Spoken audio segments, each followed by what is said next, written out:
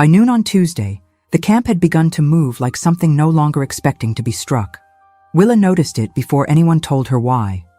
The sentries at the southern edge were still in place, but they had stopped staring into the tree line as if it might answer back.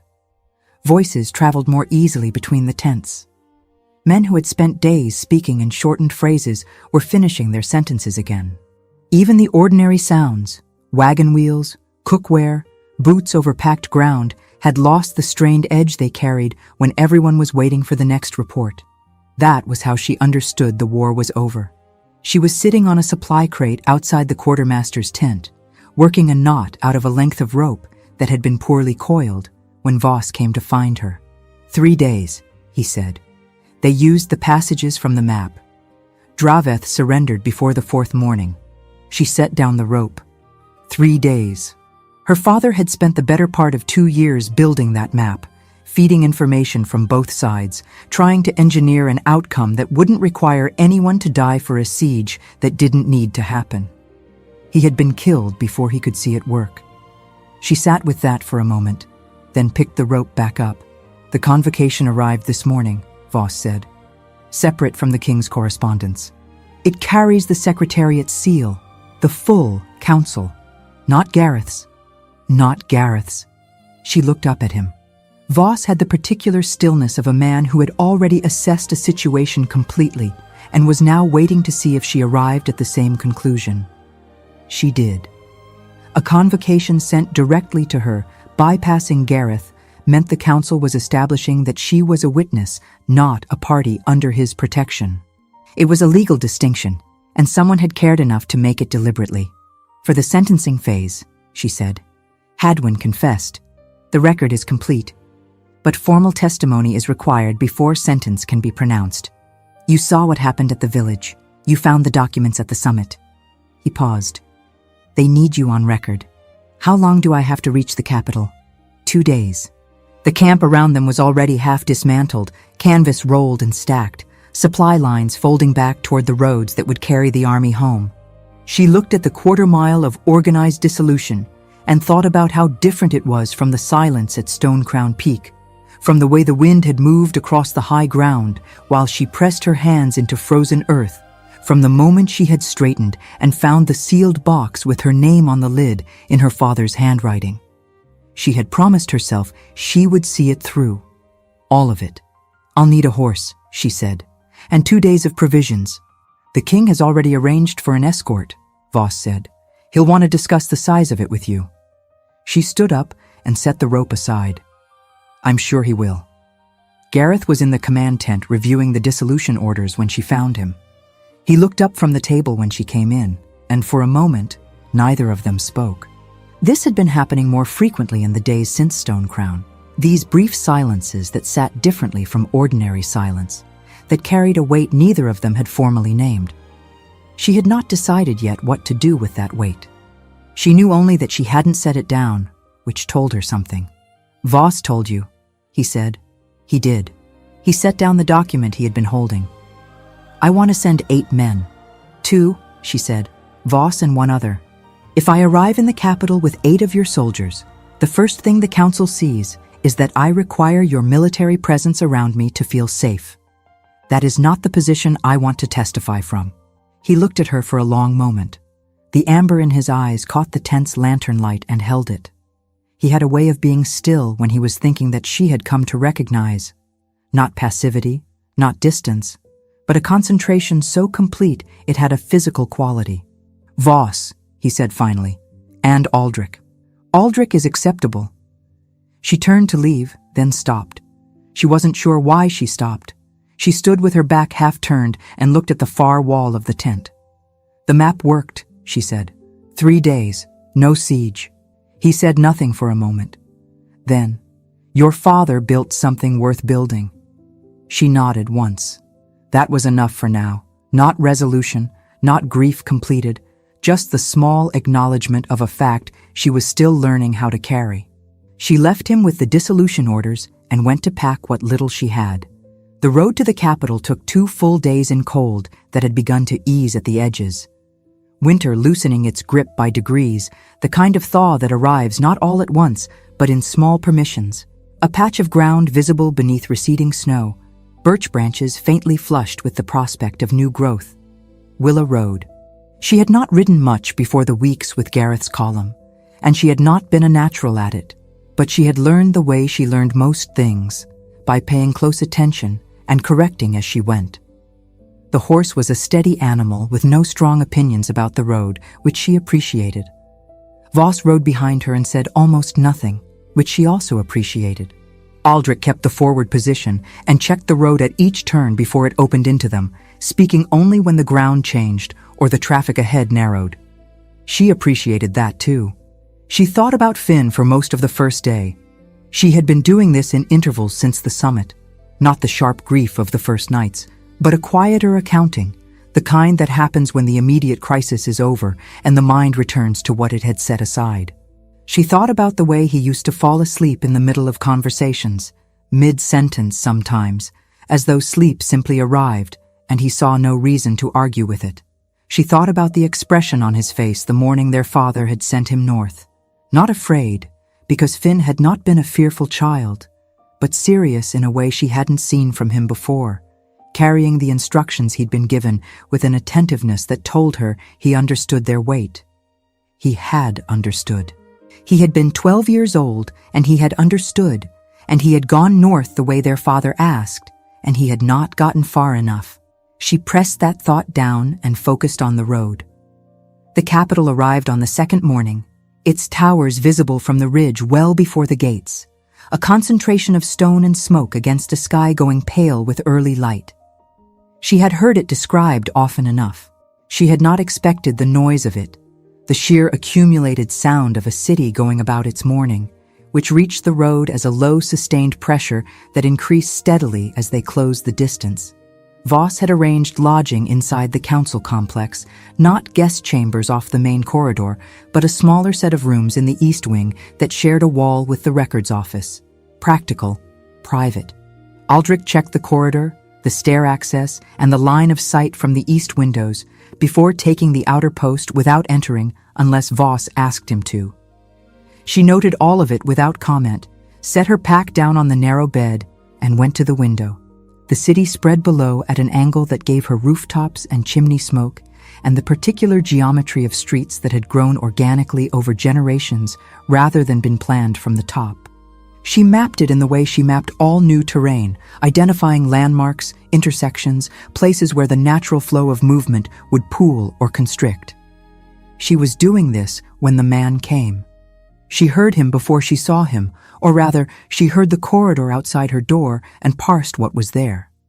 2 sets of footsteps arriving, 1 departing. A pause. The knock was measured, not urgent. She opened the door. He was middle-aged, dressed in the plain wool of a council attendant, carrying nothing in his hands. He introduced himself by a function rather than a name, an administrative liaison assigned to orient incoming witnesses on protocol and scheduling. He told her the first session would begin the following morning, that her testimony was scheduled for the second day, and that she would be provided with a formal account of Hadwin's confession to review beforehand. All of this was correct, appropriate, and entirely expected. What was not expected was the way he phrased the third point. Given the route you traveled and the size of your escort, we've prepared an abbreviated briefing that covers only the relevant sections. She held his gaze for a moment. The route I traveled wasn't publicly communicated.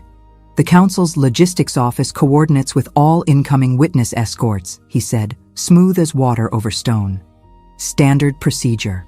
She nodded once and thanked him, and he left. She closed the door and stood with her hand resting against it. The route she and Voss had taken from the base camp to the capital had been a practical choice made the morning of their departure, not pre-communicated to the council, not part of any formal filing. A logistics office coordinating with incoming witnesses would know that a witness was arriving and approximately when. It would not know the specific northern approach unless someone had been watching the departure. She went to find Voss. He was in the small antechamber at the end of the east wing, sharpening a knife with the focused attention of a man who was actually thinking about something else entirely. She told him what the attendant had said. He set the knife down and was quiet for a moment. "I'll look into the corridor through which your convocation was processed internally," he said. "Administrative correspondence routes through specific channels depending on who authorized them. If the same corridor that routed your convocation also handled outgoing information, that's a traceable line. How long will that take?" "Tomorrow morning." She nodded. "Don't tell Gareth yet. If someone inside the council is watching for what we know, a formal inquiry from the king closes the corridor before we can see who's using it." Voss looked at her steadily. "He'll ask when I report. Tell him you're investigating. Don't tell him what you found until we have more than one piece." He picked the knife back up. She took it as agreement and went to bed. She lay in the dark in the unfamiliar room and listened to the city outside. It was never fully quiet. There was always something moving, some cart on cobblestone, some voice carrying across a courtyard, some bell marking an hour from a tower she couldn't see. She was accustomed to night sounds that belonged to living things: wind, animals, the specific language of a forest sorting itself after dark. This was different. The city's night sounds were human all the way down. She thought about what the attendant had said and how he had said it. She thought about the door he had used to leave the corridor. Not the main entrance at the near end, but the far door, which from her brief inventory of the building when they arrived, opened onto the west passage, not the way back to the administrative offices where a logistics liaison would logically be going. He knew the building, not the way a recent employee learns a building, following the marked routes. The way someone learns a building over years, until the shortcuts become automatic and they stop noticing they're taking them. She filed this alongside the route comment and closed her eyes. Sleep came eventually, thin and shallow, and she woke before the light and lay still and thought about her father's handwriting on the lid of the sealed box, and about the look on Gareth's face when she had said the map worked, and about the fact that Hadwin's confession in the base camp tent had been complete and without hesitation, except for one thing. He had not named anyone else. He had spoken as though he were the only one. She sat up slowly in the dark. In her experience, when a man confessed completely, he confessed completely. He named names, traced lines, distributed the weight. Hadwin had not distributed the weight. He had held all of it himself. Either there was no one else to name, or there was someone he was more afraid of than he was of Gareth. She got dressed and went to find the window again, and watched the capital's rooftops absorb the first gray suggestion of morning, and began thinking about who in a council chamber full of men who had just watched their colleague confess treason would have cause to feel relief rather than shock. Tomorrow she would sit in that chamber and watch all of them at once. She intended to pay very close attention. The first session began at the 9th hour.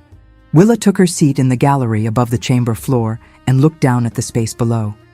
The chamber was old stone, built to last rather than to impress, with high, narrow windows that admitted light in angled columns that moved across the floor as the morning progressed. 7 chairs lined the curved table on the raised platform. 6 were already occupied when Gareth entered last and took his place at the center. She studied the 7 faces while the session was called to order. She had no knowledge of their names, their histories, their relationships to one another.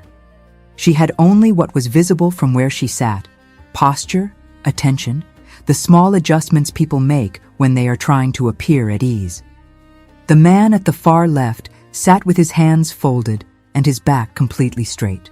The woman 2 seats to his right kept her eyes on the documents in front of her with a consistency that suggested she was reading them, and a frequency of page turning that suggested she wasn't. The man nearest to Gareth's right had the stillness of someone conserving energy for the moment he would need it. The man at the center right of the table sat with his hands loose and his shoulders settled and his expression exactly neutral. She looked at him a moment longer than the others. He was older, gray in his hair, cut close and neat, the kind of grooming that required regular attention and reflected the habit of a man accustomed to being seen. His face arranged itself into the particular blankness of someone who had spent years in rooms like this and learned that reactions cost. He watched the proceedings with the mild attention of a man who found them neither urgent nor tedious. She marked him and moved her gaze along. Hadwin was brought in after the preliminary statements. He looked diminished from the base camp tent, not physically smaller, but reduced in some quality she couldn't name precisely. He sat where he was placed and kept his eyes on the table and said nothing during the opening of the record. Gareth spoke in the register she had come to recognize as his formal voice. Not louder than usual, but more deliberate, each sentence placed with the care of something being built to last. He recounted the established facts of the confession, the arrangement with Corith's administrative faction, the foreknowledge of Edric's work, the soldiers directed through an undesignated corridor using the king's banner without written orders, the scouts sent to the inn on the northern trail. Each point received from Hadwin a confirmation that was barely audible from the gallery, but was enough. Then Gareth moved to the map, to Stone Crown Peak, to what had been found there. He spoke Edric's name in the official record for the first time, and Willa sat still in the gallery and did not look away from the chamber floor. From the center right of the table, the gray-haired man's hands shifted once, briefly, then resettled. She noted the timing and said nothing. Her testimony came on the second day. She had reviewed Hadwin's formal confession the night before, line by line, looking for the edges, the places where a complete account would naturally extend into adjacent information, and didn't. There were 3. She folded the document, set it on the narrow table in her room, and sat with what she found. The chamber felt different from inside it, smaller than it looked from the gallery. The 7 council members at the curved table were close enough that she could hear the scratch of quills on parchment, and the sound a chair makes against stone when someone shifts their weight without thinking. Gareth presided from the center. He did not look at her directly when she entered, which she had expected. The formality of the process required a distance that neither of them needed to discuss. She stated her name and her village and her relationship to Edric and Finn, and then she told them what she had seen. She did not perform anything. She stated what she had observed in the order she had observed it, with the precision of someone who had spent years recording what she found without editorializing. The soldiers carrying the banner, her father's body when she returned, the route north, what she found at Stone Crown Peak, the sealed box, her father's handwriting on the lid. The council asked questions. Most were practical, clarifications of timeline, requests to confirm specific details. She answered each one completely and without additional material. 2 of the questions came from the gray-haired man at the center right. They were precise, aimed at the edges of her testimony where the record was thinner. The first concerned how she had known the location of the sealed box specifically. The second concerned whether her father had communicated to her, before his death, that others might be looking for the archive. Both questions were designed to establish the limits of what she knew rather than to expand the record. She answered both accurately. She had known the location of the box because her father had taught her the summit's geography when she was 10. Her father had told her the archive needed to reach people with the authority to act on it, which implied he understood there were people who would try to prevent that. The gray-haired man wrote something when she said this. She watched his hand, not his face. After her testimony, she returned to the gallery. The afternoon block continued. Hadwin was questioned further about the logistics of the soldiers' movement through the undesignated corridor. She sat and watched. It was during this questioning that it happened. The council's recorder pressed Hadwin on the supply routes involved, the corridors the soldiers had used, whether those corridors had been coordinated with broader supply chain adjustments, whether the timing of the movement corresponded to other logistical decisions made in the same period. It was detailed, procedural work, and Hadwin answered each question with the flat cooperation of a man who had decided on full disclosure and was executing it. Then the recorder mentioned a specific date. A date corresponding to a period roughly 4 years before the war had formally begun. Hadwin's answer came half a beat later than all the others. It was nothing, in isolation. Less than a second. The kind of pause that appears when a question touches something the speaker has to locate rather than retrieve. She would not have marked it if she hadn't been looking for the seams, the places where a complete accounting stops short. She watched Hadwin's eyes. They moved, briefly, involuntarily, tracking left along the table to where the gray-haired man sat. Not contact, not communication. The verification of a man checking where a boundary is before deciding whether to cross it. The gray-haired man did not move at all. She sat with this for the rest of the afternoon session. Around her, the proceedings continued. She did not take her eyes off the chamber floor. When the session closed, she found Voss outside the East Wing corridor. "The corridor," she said. "Authorized by a council member named Davin," he said. 12 years in the communications chair. The authorization is old enough that no one reviewed it when it was renewed last year. It was simply renewed because it had always been renewed. He paused. The corridor handles correspondence for multiple council functions. No record of irregular use. But it could be used that way. Without leaving a trace, the standard review process would catch, yes. She looked down the corridor.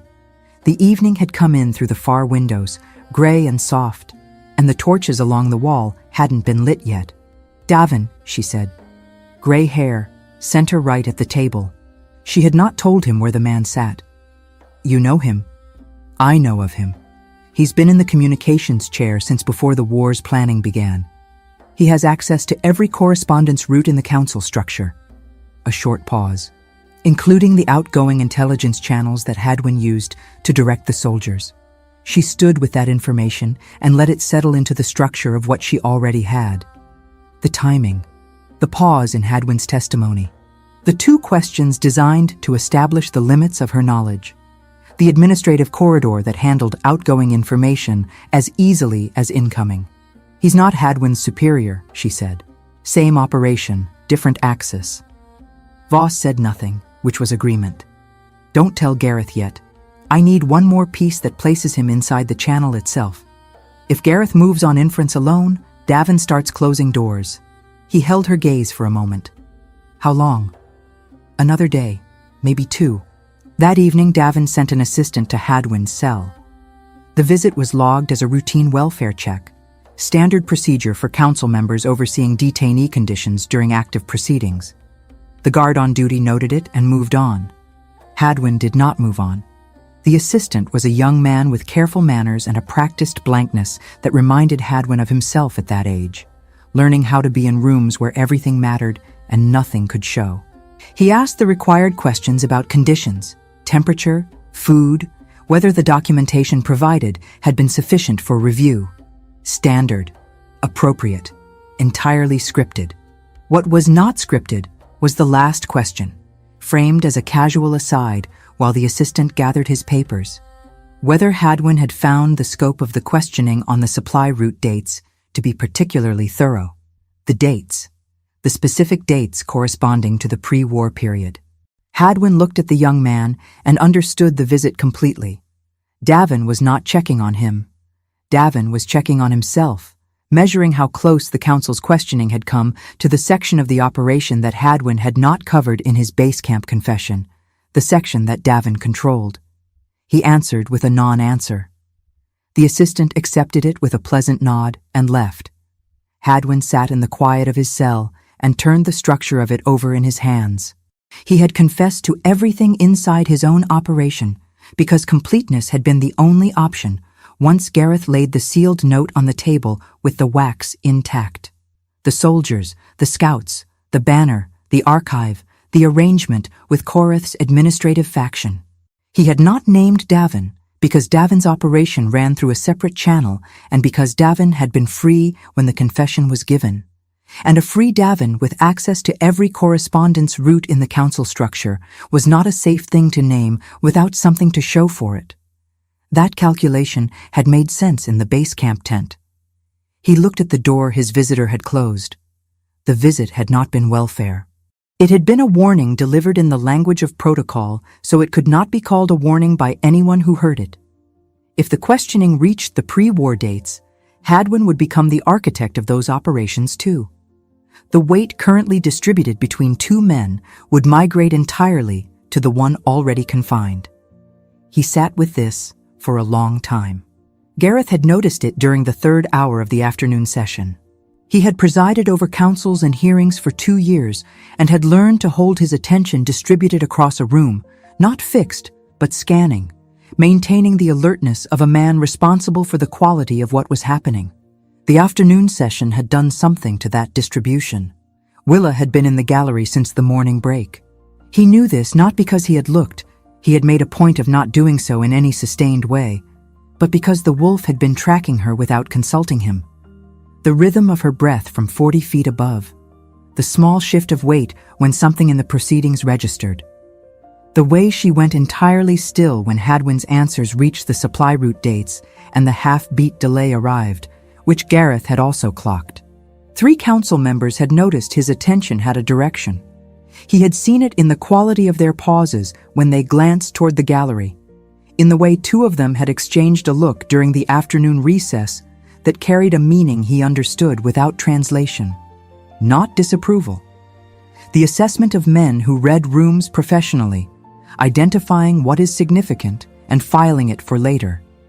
He maintained his expression and continued the proceedings. After the session closed, he stood at the window of the small office off the main chamber and looked at the Capitol going about its evening. What the wolf had been doing all afternoon was new to him. Not protective, not the urgency of threat response. Something steadier and more specific. The quality of attention that forms when something matters in a way that doesn't require danger to justify itself. He had been tracking the shifts in her breathing the way he would track changes in wind before weather. Involuntary, precise, not diminishing. He pressed it down and straightened the documents on the desk. Voss came to the doorway. The administrative corridor investigation is ongoing. She asked you to hold it, Gareth said. Voss did not deny it. Report when you have something complete, Gareth said. Voss left. Gareth returned to the documents and did not immediately read them. Outside, the Capitol settled into its night, torches along the complex walls catching and holding against a sky gone clear and cold, and somewhere in the east wing, behind a door he did not go to, a woman with dark hair and a mind that read people the way her father had read ground, was sitting in the near dark, building something from what she had seen. He let her build it. The morning of the 3rd session, Willa was up before the complex's bells marked the hour. She had been awake for some time before that, working through the structure of what she had. Not pacing.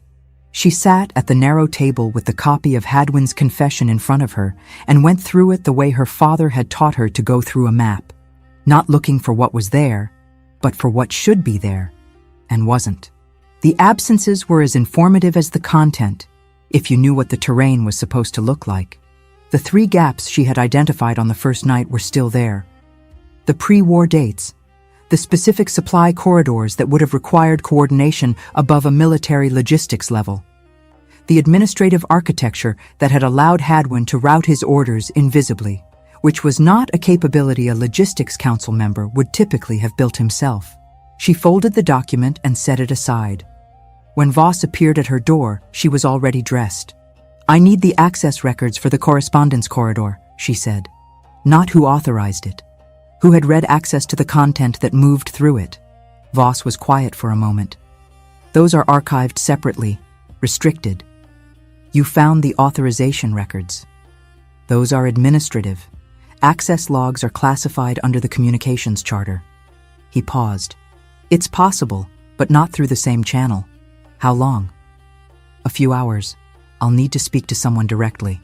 Do it. She went to the session. The morning block covered the financial records attached to the arrangement with Korath's administrative faction, the movement of resources that corresponded to the negotiated corridors Hadwin had kept active. It was detailed, methodical work. The council's recorder moved through the figures with the patience of someone who understood that the numbers were the spine of the record, that everything else depended on them holding. Willa watched from the gallery. Davin participated in the morning session more actively than he had on the previous days. He asked questions about the supply chain documentation, precise questions, technically well-framed, that navigated around the pre-war period without touching it. She noticed the navigation. She also noticed that when the recorder moved into the zone of the financial records that predated the war's formal commencement, Davin's questions stopped entirely. He went quiet, the way a careful man goes quiet, when the room approaches something he has decided not to be near.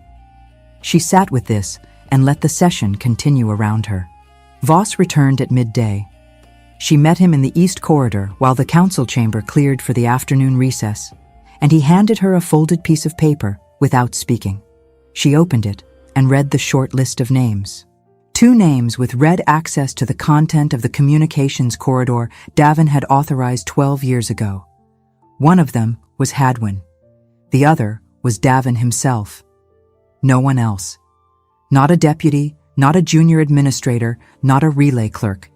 Just the 2 of them, with access that had never been expanded and never been reviewed, running through the years from the corridor's creation to the present in an unbroken private line. She folded the paper and held it. Parallel, not hierarchy. The same channel, used from both ends, for operations that served the same purpose from different positions. Hadwin had controlled the military side, the logistics, the unit movements, the use of the king's authority to direct soldiers through corridors that would never appear in the formal campaign record. Davin had controlled the information side, what correspondence moved, what was routed, what was suppressed, what reached the council's formal attention, and what didn't. Edric had been mapping negotiated corridors for both sides of the war. He had been feeding information through channels that touched both operations. When he found the pre-war agreements, the supply routes, the economic arrangements built to sustain a prolonged conflict, he had compromised both men at the same moment without knowing either of them existed. That was why the soldiers had come to the village. Not just Hadwin protecting his logistics, both of them protecting the architecture they had spent years constructing. A cartographer who understood the full shape of what they had built was a problem neither could afford to leave unaddressed. She stood in the corridor for a long moment. Then she went to find Gareth. He was in the small room off the main chamber, the one with the window overlooking the inner courtyard, where she had found him the previous evening, working through documents that probably should have been reviewed hours earlier. He looked up when she came in. She closed the door. "I need to tell you something," she said. "All of it, in order. Don't ask questions until I've finished." He set down what he was holding. "All right," she told him.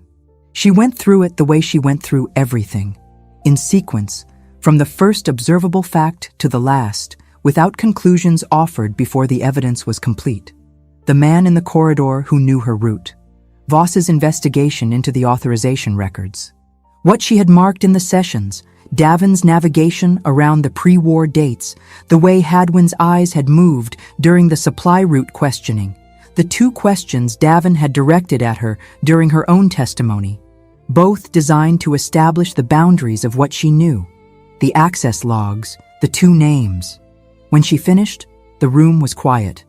Gareth looked at the wall for a moment, not through it, just at it, the focused absence of expression that she had learned to read as the outward surface of something moving underneath.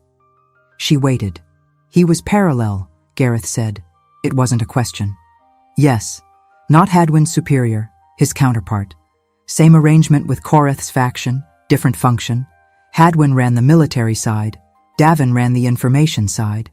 And my campaign structure gave Hadwin everything he needed to direct soldiers without a formal order. And Davin's position gave him everything he needed to make sure those directions never appeared in the correspondence that reached formal review." Gareth was quiet again. She watched him set the pieces into the structure she had built, not because he needed her to see it, but because the silence had a quality that told her he was doing it carefully. "In the tent," he said finally, "Hadwin didn't name anyone else. No, he confessed everything inside his own operation. Davin's operation ran on a separate axis, through a separate channel. Hadwin had no physical evidence of Davin's side in front of him that night, and Davin was free." She paused. A free Davin, with access to every correspondence route in the council, is not a safe thing to name without something to show for it. So he held it. He held it. Another silence. Outside, the courtyard was going gray with the afternoon's fading light, the stone walls absorbing the last warmth of a winter sun, making its early departure. "You should bring this to me formally," he said, "in the morning session. I'll need the access logs entered into the record. Voss can provide the source. He'll be called as a witness to the retrieval. That's acceptable. She moved to leave. She had said what she came to say, and the next steps were clear. There was no reason to remain. She did not leave. She stood with her hand not quite reaching for the door, and she was not entirely sure what had stopped her. The room was warm from the brazier in the corner. The window held the last of the evening light. Gareth was still behind her, and she was aware of him the way she had been aware of him with increasing specificity over the past days. Not the general awareness of proximity, but something more directed, more precise, the kind of attention that forms when a person has been trying not to pay attention and has stopped succeeding. "There's something else," he said. His voice was different. Not the formal register of the chamber, not the measured deliberation of a man who weighed each word for the record. Something quieter and more careful. She turned.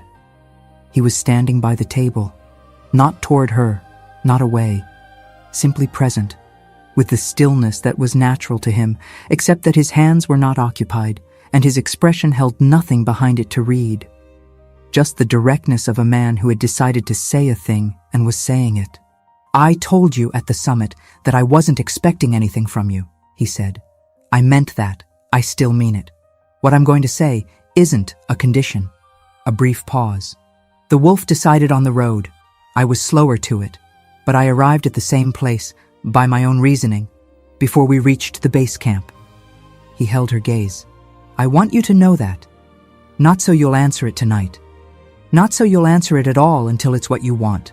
But you've been carrying something I put there without naming it, and that's not a fair thing to leave unnamed." The room was very quiet. She looked at him, at the line of his jaw, the dark hair falling just short of his shoulders, the amber eyes that caught the brazier's light and held it. She had been aware for some time that there was something she was not examining directly. She had made that choice with intention, because the weeks since the road had been filled with grief and cold and the specific focus of moving toward a fixed point, and some things could not be examined while you were still moving. She was not moving now. She stood in a warm room in the capital her father had never reached and thought about the inn floor and the way he had placed himself between her and the dark before going out. About the summit and the sound he had made when she pressed the sealed box into his hands, and the quality of the silence afterward that she had not known how to categorize. About every morning on the road when she had woken to find that he had positioned himself between her and whatever direction the wind was coming from, without saying so. "I know," she said. It came out quieter than she intended. He did not press. She had known he wouldn't, which was part of what made it possible to say. She turned back to the door. Her hand found the latch. Gareth. She wasn't sure why she said it. His name only, nothing attached. "Yes," he said. She opened the door and went into the corridor, and did not look back. And her chest was doing something she had no current vocabulary for and was not going to try to name in a hallway. She walked to her room with her hand trailing along the stone wall, the cold of it grounding, and she sat on the edge of the narrow bed and looked at the floor for a long time. She thought about her father, who had built routes for people to move through without becoming casualties of something larger than themselves. She thought about how he had always said that the most dangerous moment in navigation was not when you were lost, but when you were almost where you needed to be and started moving too fast. She was not going to move too fast. But she was also not going to pretend she didn't know where she was. 3 floors above her rooms, in the residential wing of the council complex, Davin stood at his window in the dark. His manservant had delivered the report an hour ago. The King's lieutenant had been seen entering the East Wing archives with a credentials request. The specific archive had not been confirmed, but the timing corresponded to the 3rd day of Davin's own quiet monitoring of what the investigation was reaching, the access logs. He pressed his fingers flat against the window ledge. The access logs were restricted under the communications charter, which he had authored. They were not retrievable through standard administrative channels without a formal judicial request. A formal judicial request would require the council's authorization. He sat on the council. What they should not have been able to obtain without his awareness, they had apparently obtained. He ran through the shape of it. The witness from the north, a civilian, no formal status, no institutional backing, arrived with a minimum escort, who had spent 3 days in the gallery watching the proceedings, who had been asked 2 questions on her testimony day, both targeted, both answered accurately and without overreach, which told him she was disciplined, who had received a private visit from the king that had lasted past the second evening bell. He had underestimated the shape of what she was doing. He would not do so again. He turned from the window and sat at his desk and looked at the clean surface of it. He had 12 years in this position. He knew every mechanism available to him within the council's formal structure. He knew which ones left marks and which ones didn't. He knew which ones could be used against a civilian witness without appearing to be what they were. He began to think carefully about how to use what he knew. The 4th session opened without incident. Willa was in the gallery when Davin raised his hand to address the chamber before the recorder had finished the morning's preliminary statements. Gareth acknowledged him with a gesture. Davin rose. He spoke in the measured cadence of a man presenting information he considered regrettable but necessary. He cited the Council's custodial charter, subsection 4, which governed the handling of strategic military intelligence by civilians operating outside formal institutional structures. He cited the specific clause that required any document classified as high-value territorial intelligence to pass through the Council's records office before being placed in the hands of the presiding authority. He cited the date on which the map of Draveth's interior passages had been transferred directly from Willa to the Alpha King, without that step having occurred. He did not raise his voice. He did not look toward the gallery. "The witness's testimony has been valuable to this proceeding," he said. "That is not in question. What is in question is whether the Council can accept testimony from a civilian whose handling of classified military intelligence has not been formally reviewed. The charter is clear. A review hearing is required before the witness can be released from the Council's jurisdiction." A pause settled over the chamber. Gareth's expression did not change. Willa watched him from the gallery and saw the moment he understood the full architecture of the move, not just what Davin was doing, but how it had been built. The clause was real. The charter provision was real. It had been drafted 12 years ago, during the period when Davin had first taken the communications chair. She had not known that until this moment, but she knew it now with a certainty that required no verification. Davin continued. Additionally, the Council should note that the presiding authority's conduct during these sessions has raised questions regarding impartiality. Multiple members have observed a pattern of directed attention toward the witness in question that is inconsistent with the neutrality required of the chair. He set a folded document on the table. "I have prepared a formal notation requesting that the record reflect this observation." The chamber was very quiet. Gareth looked at Davin for a moment. Then he looked at the document. "The notation will be entered into the record," he said. His voice carried no register of the thing it had cost him to say it. "The review hearing for the witness will be scheduled through the standard process. This session will proceed." He moved the morning forward without further acknowledgement of either point. Willa reached the bottom of the gallery stairs and found Voss waiting. "You heard," she said. "All of it." She walked. He kept pace beside her through the outer corridor and said nothing while she moved through the decision. The review hearing was a cage built from legitimate materials. While it was active, she was within the Council's jurisdiction. Davin had 12 years of familiarity with every mechanism available to him inside that structure, and he was now using the time the hearing would require to do whatever he needed to do with the access logs, the records, the chain of correspondence that connected him to the pre-war arrangements. She needed those original documents, not the access logs, not the administrative trail Voss had followed. The actual correspondence, the letters, the agreements, the paper record of what Davin and Korath's administrative faction had built together before the war existed. Those documents, if they existed, would be in the Council's central archive. Under the Communications Charter, any subject of an active hearing had the right to access documents relevant to the review of their case. She was now a subject of an active hearing. "I need to go to the central archive," she said. Voss was quiet for half a step. Davin will know the moment you make that request. Yes, he'll move to block it. He'll try to move faster than I do. She stopped at the corridor's intersection and looked at the two directions available. Which way is the archive from here? West Passage, down 2 floors, through the records office. I know where the records office is. She had mapped the building on the first day. Not deliberately, not as strategy, just the way she mapped all new terrain, building the internal geometry from the first walk through. Come with me. If anything happens before we reach it, go for Gareth. I'm not leaving you in a corridor. If something happens, Gareth needs to know before Davin has the chance to frame whatever happens as something it isn't. Voss held her gaze for a moment.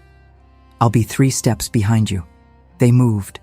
The West Passage was longer than the route she had taken on her first day. It ran along the building's outer wall, with narrow windows on the left, admitting cold afternoon light at intervals. The corridor was not empty. Council attendants moved through it with documents and messages, the ordinary traffic of an institution that ran on paper and delegation. She walked at a pace that was purposeful without being urgent, the gait of someone who knew where she was going and had business there. She was halfway down the passage when she heard it. Not footsteps. The absence of footsteps where there should have been some. 2 points in the corridor's ambient sound that had gone quiet in the particular way of people who have stopped moving because they are waiting for something to pass. She identified the first point without slowing. A doorway on the right, 6 feet ahead, shallow enough that the shadow it cast was narrow but present. The second point was farther, the intersection at the passage's midpoint, where the corridor widened briefly before narrowing again, and where an alcove in the wall sat deep enough to hold a man who didn't want to be seen. 2 of them. Credentials and uniforms, most likely. Men with the right to be in this corridor who had been placed here by someone who could authorize their presence without leaving a mark in the standard movement logs. She did not slow. The doorway on the right was closer. She let it come, watching the angle of the shadow without appearing to, and when she was 2 steps away, she moved, not toward the door, but away from it, pressing close to the left wall and using the narrow width of the passage to put the full corridor's span between herself and whoever was in that doorway. It bought her half a second of poor angle for him to work with, and she used it. She was already past the doorway when he moved, and his reach caught her sleeve, but not her arm. She pulled free and kept moving. The man from the alcove ahead had heard the movement and was no longer waiting. He stepped into the passage with the deliberate positioning of someone trained to create a point of contact in a confined space, placing himself at the corridor's center, close enough to the wall that going around him would require pressing against the stone. She did not go around him. The archive's service entrance was 12 feet behind him. She had noted it on the first day because it was unmarked and set slightly recessed into the wall, the kind of door that a person who spent their days in this building stopped registering. She knew it was there. He did not know she knew. She closed the distance to him at a walking pace, and when he moved to intercept, she stepped into the angle she had already calculated, used the wall on her right as the fixed point of a geometry he hadn't accounted for, and pivoted around his reach rather than away from it. His hand found her shoulder, but she was already past the line of his body, and the service door was right there, and she hit it with her palm, and it opened inward, and she was through. Behind her, the corridor erupted with the sounds of Voss arriving at pace. She did not wait to hear how it resolved. The archive was cold and smelled of old paper and the particular stillness of rooms where things are stored rather than used. She moved through the outer records office and into the main body of the archive, navigating by the organizational system she had observed on a prior visit. Correspondence sorted chronologically and then by origin, the oldest materials in the deepest section, the pre-war years in the back rows where the shelving ran close together and the light from the high windows barely reached. She found the pre-war administrative correspondence in the 7th row. She did not have time to read. She identified the relevant period, the 4 years before the war's commencement, and pulled the correspondence files corresponding to Korath's administrative faction. There were 3 sealed folders. She opened each one in turn, scanning for the architecture she already knew was there. Supply route agreements, corridor assignments. the economic arrangements that would have required a prolonged conflict to consolidate. The second folder held it, not one letter. A sequence of them, spanning 18 months, written in the careful register of two parties who understood that what they were building needed to be deniable and therefore needed to be clear to each other and opaque to everyone else. She read the first 3 letters through. The fourth, she only needed to read the opening line of before she understood what she had. The war had been planned. Not its outcome, not its specific shape, but the conditions that made it necessary. Supply corridors designated for exclusive access. Infrastructure agreements contingent on military movement through specific zones. Economic arrangements that only held value if the conflict lasted long enough to eliminate competing routes. Edric had been mapping negotiated corridors that would have made the war unnecessary, which meant Edric had been undoing the architecture that both men had spent 4 years constructing. He had been doing it without knowing what he was dismantling. He had simply been trying to build something better. She set the letters in order, closed them inside the folder, and tucked it under her arm. She was turning back toward the entrance when she heard Voss's voice in the outer office, steady and without urgency, which meant the corridor was resolved. She walked out. Voss was standing at the records office entrance. A bruise was forming along his jaw. The 2 men from the corridor were not present. Detained, he said. The guard post at the end of the passage. And their credentials? Council issued, valid. A short pause. Which will be interesting to explain. She held up the folder. We won't need to explain it separately. He looked at the folder and then at her. Something in his expression settled. Gareth? Now, she said. Gareth was not in the small office. A runner from the West Guard post had reached him before they did. He was in the main corridor when they found him, moving toward the east wing with Aldrich behind him and the particular set of his shoulders that meant he had received information and was acting on it. He stopped when he saw her. His eyes went to the bruise forming on Voss's jaw, then to the folder in her hands, then to her face. He did the accounting in the order of what he needed to understand, and she watched him do it. The corridor, he said. Resolved, Voss said. Gareth looked at Willa for a moment. She was standing in the corridor with archive dust on her sleeve and her breathing still elevated from the physical effort, and she was holding a folder with the steadiness of someone who had gone where she needed to go and come back with what she went for. He had known, when she left the small office 2 days ago, that she was going to do exactly this. He had known it the way he knew all things about her by now, not through inference, but through a quality of recognition that had been building since the road and had not diminished in any subsequent day. She would go where the evidence was. She would go without asking permission and without waiting to be escorted, and she would use whatever the space around her gave her to work with, because that was how she had navigated every difficult thing since the moment he had first seen her standing in the snow with a rope in her hands. What moved through him in that corridor was different from anything that had moved through him before. Not the urgency of the summit, where the transformation had tried to take him before he could contain it. Not the sustained alertness of the past sessions, where the wolf had been mapping her breathing from 40 feet away. This was quieter and more final. The particular quality of recognition that settles below argument and declines to be temporary. The wolf read the open archive door, the dust on her sleeve, the shape of the space she had crossed on her own terms, and understood something the rest of him was still putting into language. He had been in this building for 4 days.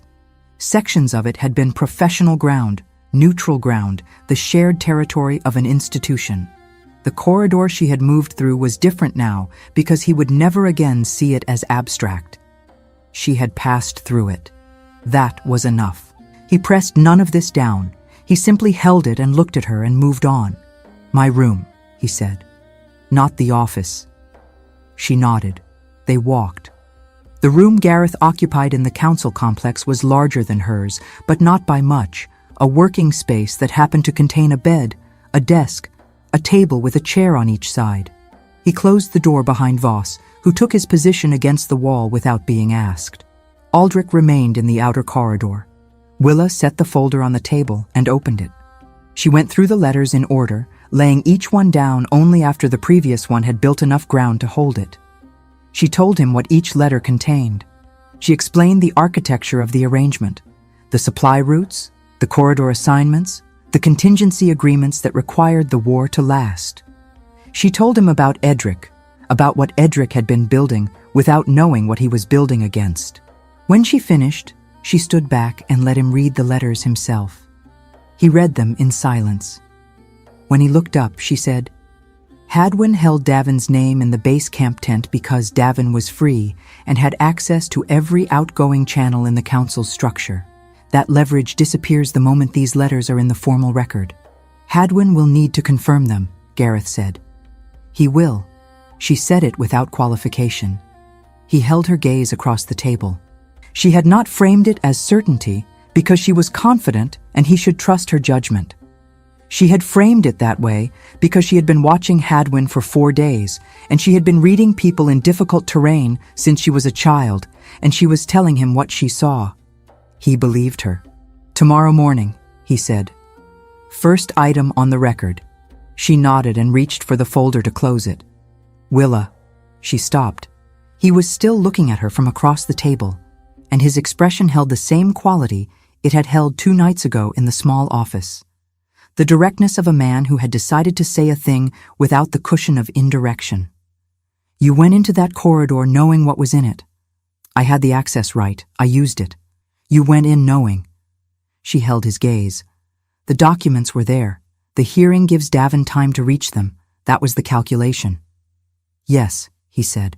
That was the calculation. He did not say anything else. He did not need to. The acknowledgement was not of the risk she had taken. They were past the point where he catalogued those separately from the reasons behind them. It was of the weight of the thing she carried when she made that choice.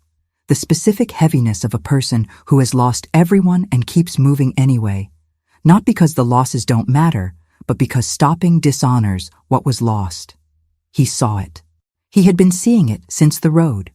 She closed the folder and set it on the table between them and looked at it for a moment. Tomorrow, she said. She left. Voss followed her as far as the outer corridor and then returned. Gareth stood at the table with the letters in front of him and did not move for some time.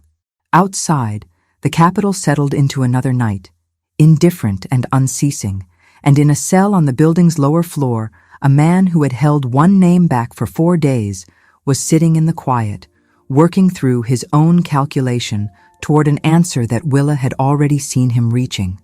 The final session was called for the 7th hour. Willa was dressed and at the window before the bells marked it. The sky outside was clear for the first time since she had arrived. The kind of cold morning that comes after a week of cloud cover, where the light hits stone at a low angle and makes everything look like it was built yesterday. She stood with her hands around a cup of water and looked at the rooftops and thought about her father. He had never seen the capital. He had mapped routes toward it and away from it, had corresponded with people inside it, had built the architecture of negotiated corridors that reached into its supply structures. He had known its geography the way she had known Stone Crown Peak before she climbed it, through the testimony of paper and other people's accounts. He had spent the last years of his life trying to reach a result that would make the capital's decisions less fatal for the people who lived in their consequences. Today, his name would be entered into the council's permanent record as the origin of what had ended the war. She set the cup down and went to the chamber. Gareth opened the session without preamble.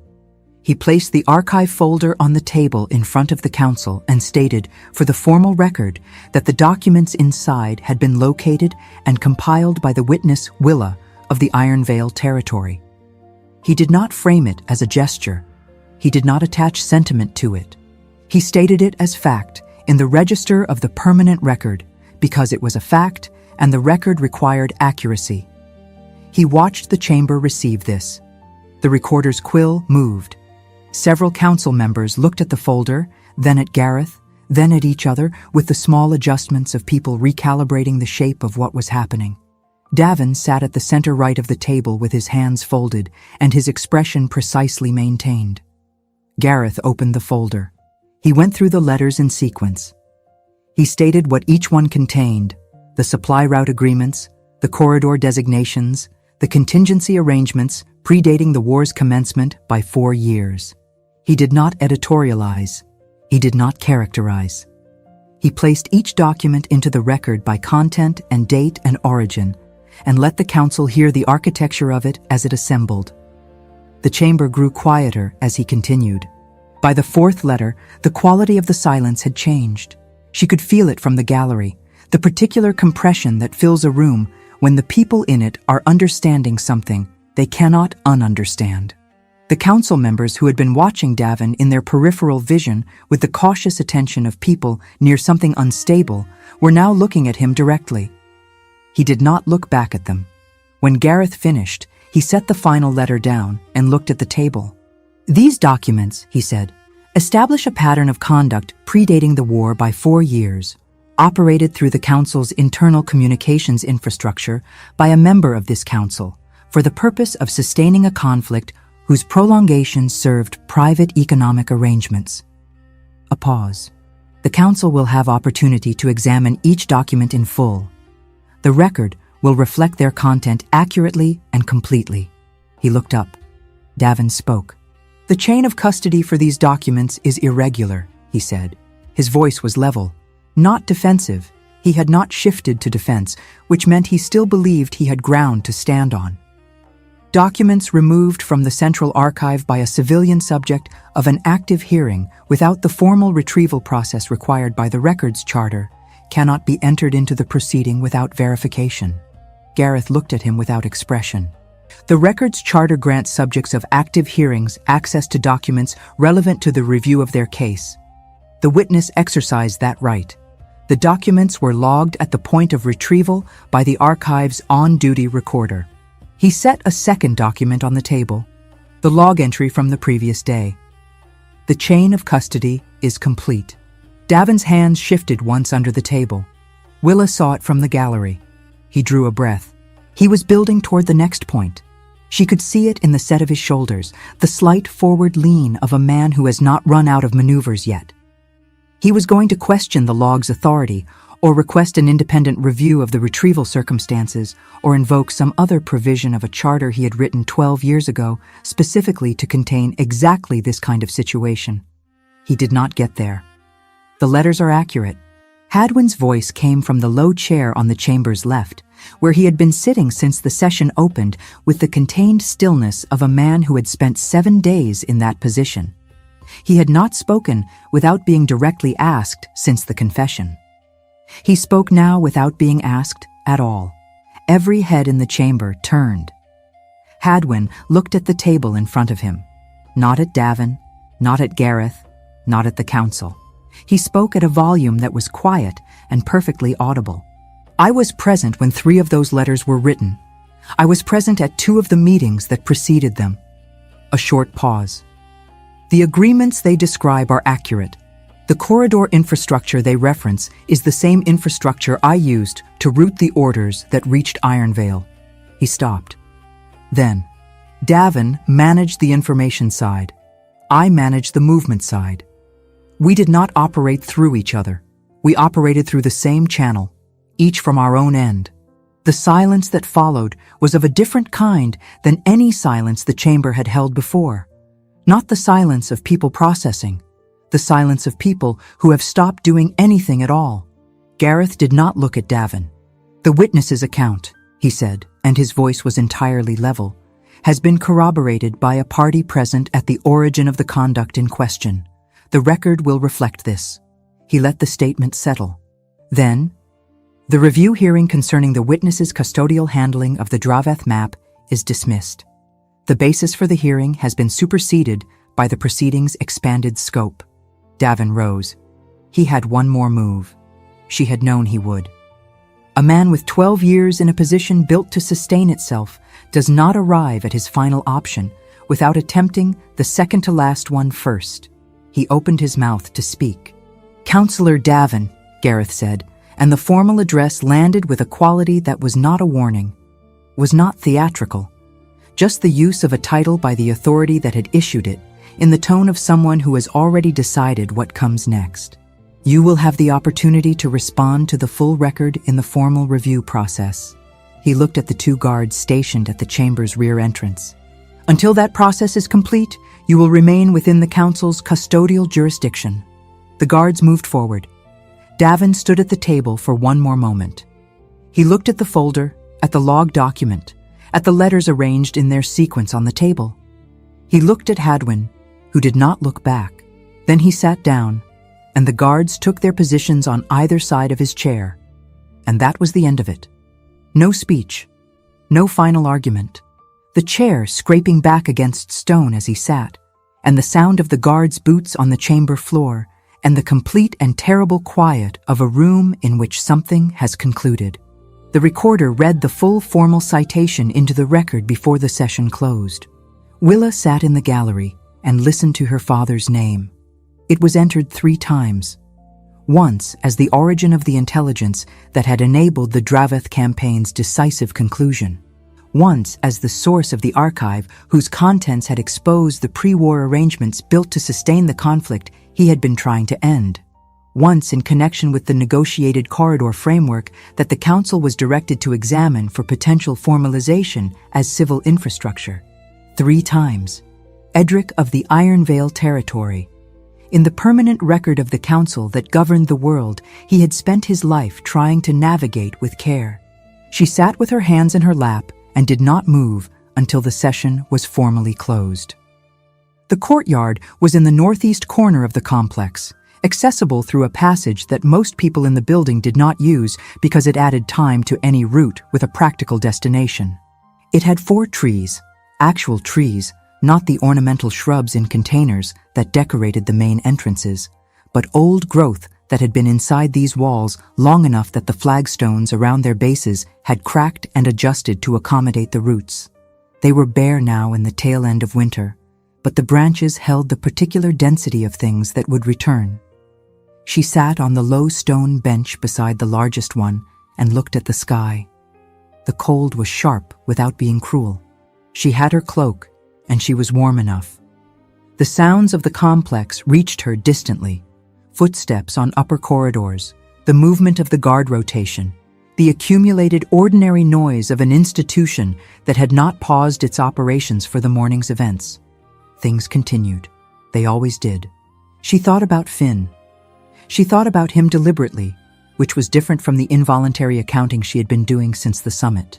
She had been carrying him forward through every step of this. Through the testimony, through the gallery sessions, through the corridor and the archive, and the long evenings going through documents. He had been there for all of it, not as weight, but as direction. She had known, since the moment she stood in the snow on the military road with the rope in her hands, that she was moving towards something he deserved to have completed. The record now contained the full shape of what had ended him. The men who had sent soldiers to Iron Vale had been named and were contained.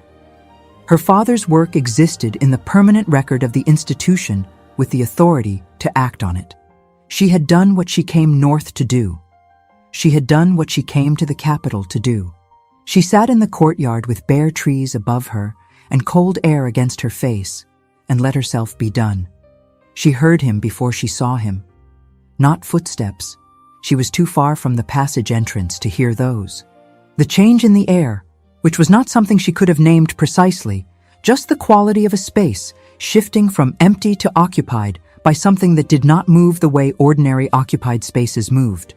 She had noticed this about Gareth some days into the road north. The wolf in him displaced the world differently than a person did. She did not turn immediately. He came around the bench and stood at the edge of the flagstones where the roots had pushed up the stone in long, slow ridges, and he looked at the tree for a moment before he looked at her. She looked up at him. "The session is closed," he said.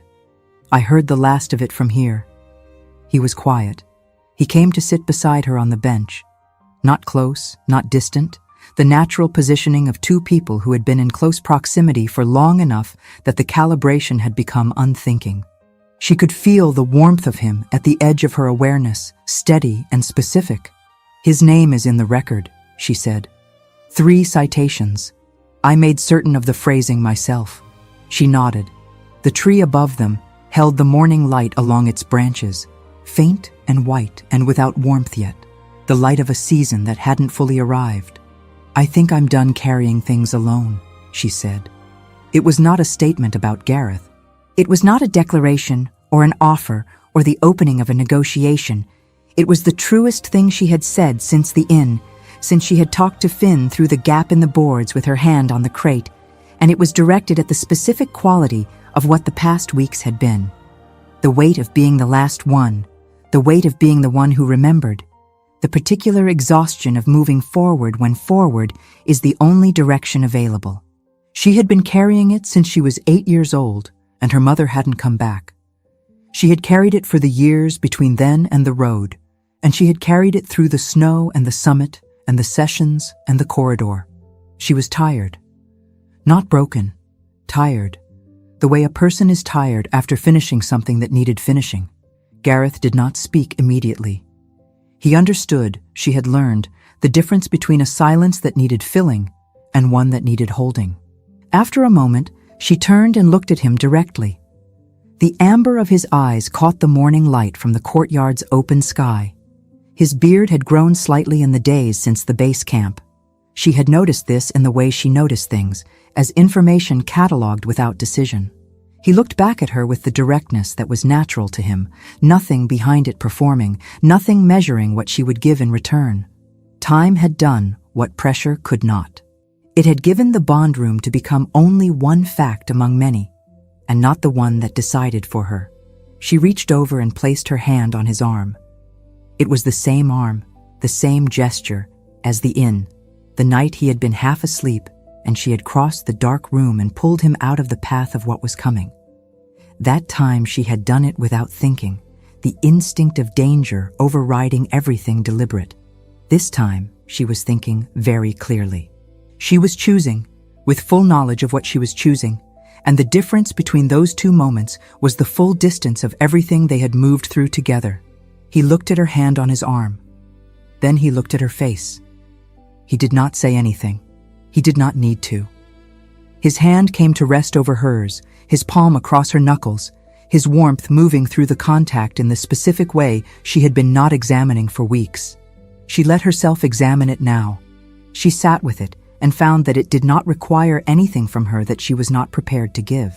They stayed that way in the courtyard for some time, while the morning advanced above them and the bare trees held their patient architecture against the cold, and the capital moved through its indifferent, unceasing business on the other side of the stone walls.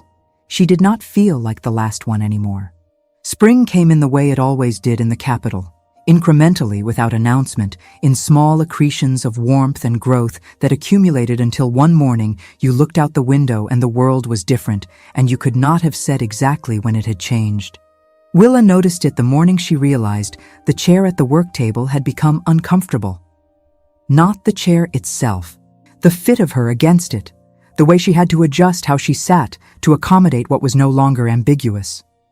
She set down the pen and put her hand flat against her midsection, and sat for a moment in the quiet of the room.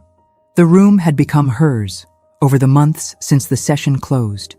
Not the guest chambers off the east wing, those she had moved out of in the first weeks, as it became clear that what she was building required space and permanence and better light. This room was in the south wing, with a window that faced east, and a table large enough for the full spread of the route maps she had been reconstructing from her father's method. His original maps were in the council's archive, held as evidence and record. She was building new ones, not copies of what he had made, but continuations of what he had been building toward. The framework for corridors that could carry people and goods across the territory without becoming casualties of whoever's flags were flying that season.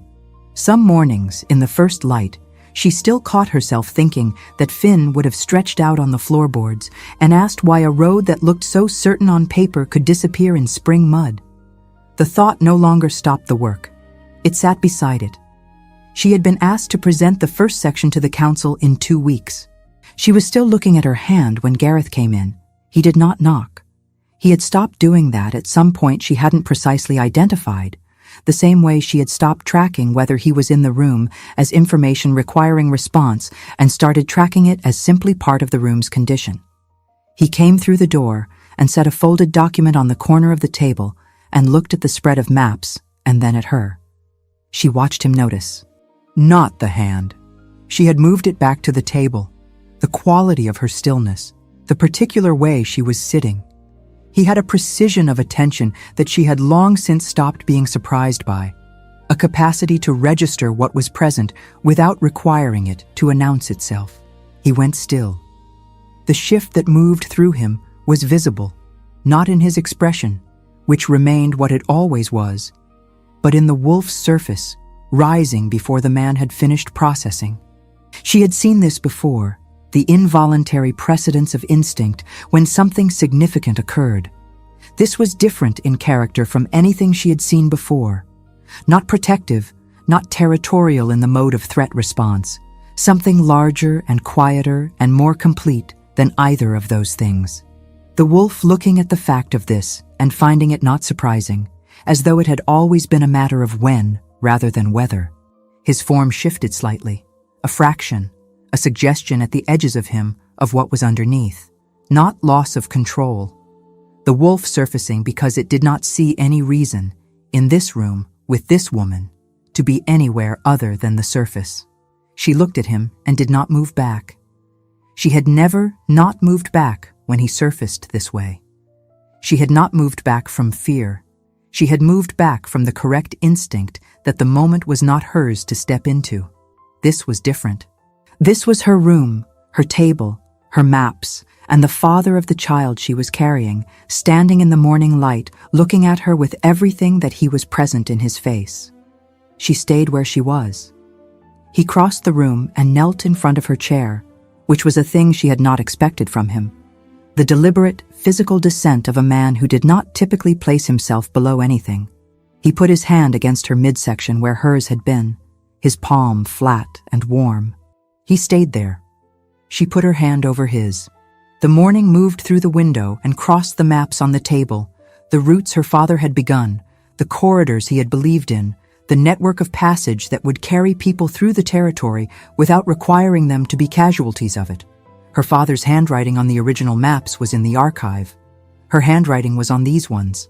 And in some years, there would be a person in this room who hadn't been here yet, who would learn the method the way she had learned it, in the body, in the movement, in the understanding that the best routes are the ones that have been walked enough to become real. A route my father charted in the northern section still doesn't close, she said. Her voice was steady. The junction north of the river crossing. I've been working it for 2 weeks. Gareth looked at the relevant section of the map for a moment. The crossing shifts in the thaw. The junction needs to account for 2 different positions. That's what I thought. She picked up the pen. Here. She marked the adjustment. He watched, and then pointed to the section east of the junction where the same thaw pattern would create a secondary problem. She followed his reasoning and corrected for it. They worked through the morning, 2 people at a table with a map between them, and the particular ease of people who have moved past the phase of careful presentation and arrived at the place where the work itself is the conversation. Outside, the capital continued. The spring continued. The roots continued. Outward from the table, through the territory her father had walked before her, opening the ground for people who would never know the name of the woman who made them possible. She did not mind that. Edric was already in the record. That was enough. She looked at the map and then at the man beside her, and thought that her father, who had believed more than anything in the possibility of passage, in the idea that the right route, found and made real, could carry people through the most difficult terrain towards something better, would have found a certain completeness in this. If you made it this far, you already know. Willa didn't come to the capital looking for a king. She came to finish what her father started, and to make sure the people who ended her family couldn't simply walk away from it. That's all she wanted. Everything else arrived without an invitation. Edric spent his life building routes so people could move through the world without becoming casualties of it. He didn't live to see it work, but it worked. And now his daughter is carrying it forward, with his name in the record, a child coming in the spring, and a man who learned that the best thing he could do was simply keep up with her. Thank you for listening. And I have to ask, what was the moment that got you? Was it the courtyard, The archive corridor? Or did Gareth lose you completely when he knelt?